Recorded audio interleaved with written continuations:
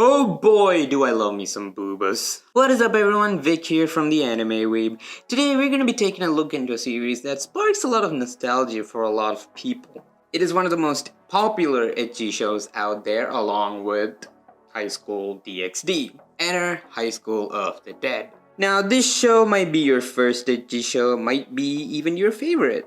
It's actually my first ecchi show and might be one of my favorites. Pop quiz, what does both of these shows have in common other than the high school in the title? Well, there's a fuck ton of fan service and plot. No actual plot. Despite being overrun by fan service, both of these anime are able to tell an interesting story. So we're gonna take a look at High School of the Dead. Also, if you want me to check out High School DxD, let me know in the comments down below. The story overall is structured in arcs taking place in a specific location or going to a different location. This makes it easier for me to talk about a set of episodes. So we start off at high school where everything is normal and very peaceful. We are introduced to Takashi, the protagonist of the show, doing the one thing that you should do in schools: cut classes. He reminisces about his childhood friend and crush who was dating another dude. Oh boy, I hope he lasts long. We're then introduced to Saya, the obligatory 200 IQ tsundere who definitely doesn't have the hots for Takashi. Oh, she's his childhood friend too. Damn boy, man had a fucking harem at a young age. Way to go, Tadashi. As they look out from the rooftop, they notice a weird man standing at the gate. And the faculty member is causing a ruckus and, well, one of the faculty members get their hand bitten off.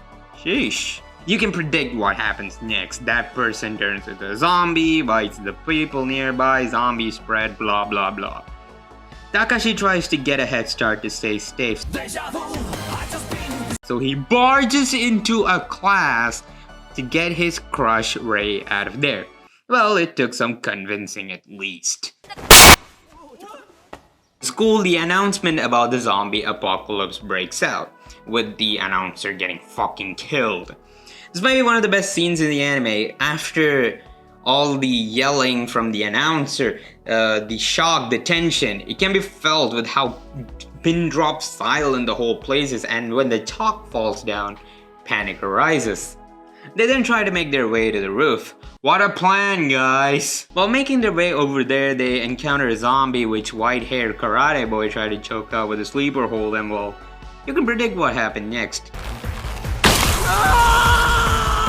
They kill the zombie, make it to the top, and white-haired karate boy gets infected and later on he turns into a zombie.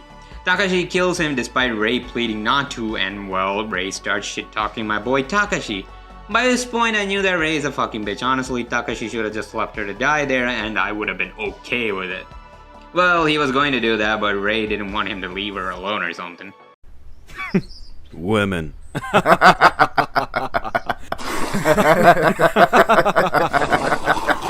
In the next episode, we are introduced to the rest of the cast. Saya, the 200 IQ tsundere, Koda, the gun geek psycho, the cool swordsman, Shizuka, the mommy with the big mommy milkers. They all unite to try and escape the school. They almost succeed until a group of students and a teacher called Koichi, who's big bad news, gets into their school bus and escape. Koichi was supposed to be the antagonist of the show, as he later appears in the manga and during the last episode of the anime.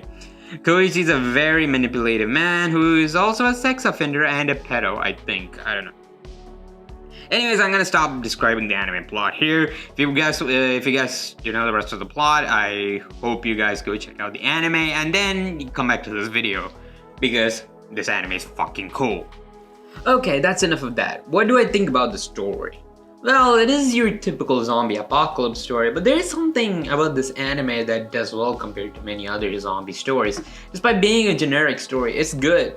That's the whole story about this anime. People say it's so bad that it's good, but honestly, it was never bad in the first place. Now, I can't really come to a judgment because the story is left out. As you guys know, the manga got cancelled, so I can't really come to a conclusion because as every story is, there is always a beginning and the end. And my policy is that I would only really judge a show after it ends.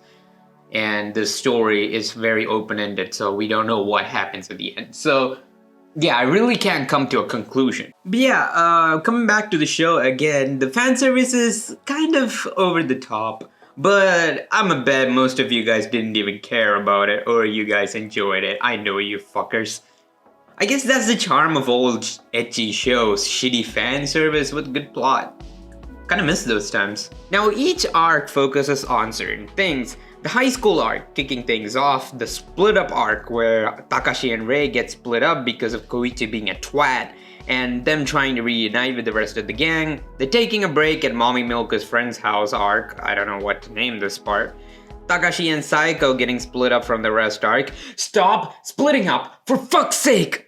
And lastly, Saya's home arc, where shit really kicks off. Now, in the manga, the Takashi and Saiko getting split up from the rest arc is happening after Saya's home arc, probably because they saw how the dudes are crazy for Saiko and decided to give more substance to her character. Maybe, I don't know, but good move. Now let's talk about the good and bad aspects of the show, starting off with the opening.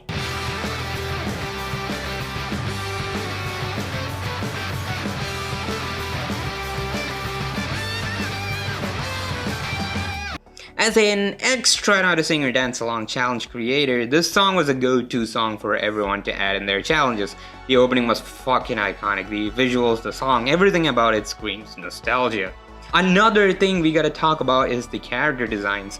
Even though they have very, very, very unrealistic proportions, these characters are stupidly attractive. Like, there is some kind of charm to them, especially Sayako. Barf! Barf, barf, barf, woof, woof, woof! Now, the characters. Boy oh boy, we got a handful.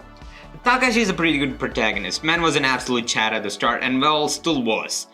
He has a leader characteristic, and he's a very likable character. Kota is the gun geek who becomes a totally different person when he gets a gun. Like Americans. But still, very likable character. Saya is your typical tsundere with a superiority complex, and if there is one thing that I don't like much, it's this.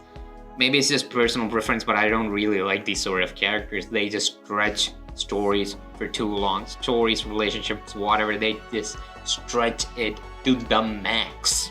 Rei can go die in a ditch, I don't care. Shizuka is your typical grown-ass teacher who hasn't gotten married yet and likes to get drunk character with clumsiness stats maxed out.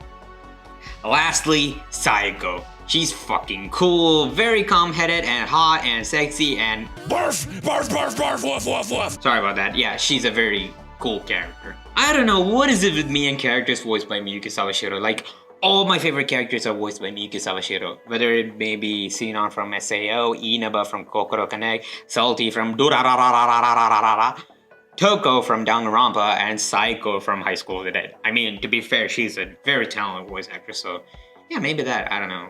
The animation and artwork of the anime is pretty good for a 2010 release, and it stands the test of time. This anime has the best jiggle physics of all time. So on point that they even got the boobies in slow motion. Some of the panty shots are hilarious though. Like, bro, this is the pettiest panty shot I might have ever seen. Like, bro, chill! Madhouse, chill! Anyways, yeah, I proceeded to read the manga afterwards, and I gotta say, the artwork of the manga is fantastic. The attention to detail is stupidly good. Shuji Sato did an amazing job with the artwork. Sadly, the manga was discontinued because Daisuke Sato, the man behind the story, sadly passed away. I hope he rests in peace. It's really disappointing because the manga got cancelled when the plot was really gonna get interesting. Please go read the manga if you haven't. Superb read. So, what do I think of the series overall? A good set of characters, a pretty good plot, and a fuck ton of fan service. It is a timeless guilty pleasure watch. Honestly, I didn't think I would enjoy it as much as I did rewatching the show. Like, there is a charm to it that most shows doesn't have these days. Will we get another show like this? Well, I don't know.